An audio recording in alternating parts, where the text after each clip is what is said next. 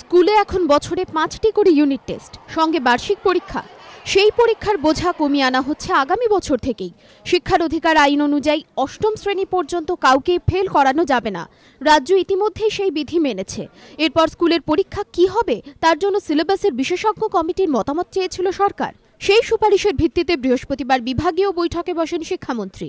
সরকার সিদ্ধান্ত নেয়, কমিটির সুপারিশ মেনে তুলে দেওয়া হচ্ছে ইউনিট টেস্ট, পরিবর্তে শুধুমাত্র বার্ষিক পরীক্ষা হবে। সঙ্গে বছরভর চলবে পড়ুয়াদের সার্বিক ধারাবাহিক মূল্যায়ন। আগামী বছর শিক্ষাবর্ষ শুরু হচ্ছে জানুয়ারিতে, তখন থেকেই কার্যকর করা হবে নয়া পরীক্ষা বিধি। আমাকে এক্সপার্ট কমিটি আমাদের কাছে সুপারিশ করেছে যে পরীক্ষার ক্ষেত্রে ইউনিট টেস্ট তুলে দেওয়া, এই যেটা আমরা সহমত প্রকাশ করছি। আমরা অবিলম্বে সরকারি নোটিশ এই নিয়ে বার করে দেবো।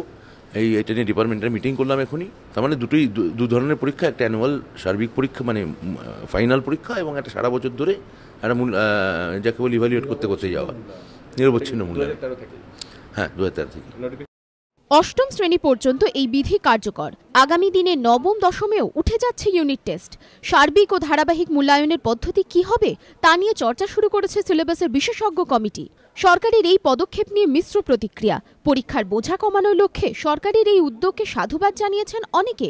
তাদের ব্যাখ্যা, পরীক্ষা ভীতি স্কুল ছুট বাড়াচ্ছে, শিক্ষার আনন্দময় উপযোগিতাকে নষ্ট করছে। অবশ্য অন্য পক্ষের মত, এমনিতেই অষ্টম শ্রেণী পর্যন্ত তুলে দেওয়া হয়েছে পাশ ফেল, তার উপর পরীক্ষার ভার কমালে পড়াশোনার আগ্রহ হারাবে ছাত্রছাত্রীরা। এমনকি প্রতিযোগিতাহীনতায় মেধাবী পড়ুয়ারা সাফল্যের স্বীকৃতির অনুভূতি হারাবে। যদিও সরকার সার্বিক শিক্ষার কথা মাথায় রেখেই শুধু বার্ষিক ও ধারাবাহিক মূল্যায়নেরই পক্ষে। কৃষ্ণেন্দু অধিকারীর রিপোর্ট, এবিপি আনন্দ, কলকাতা।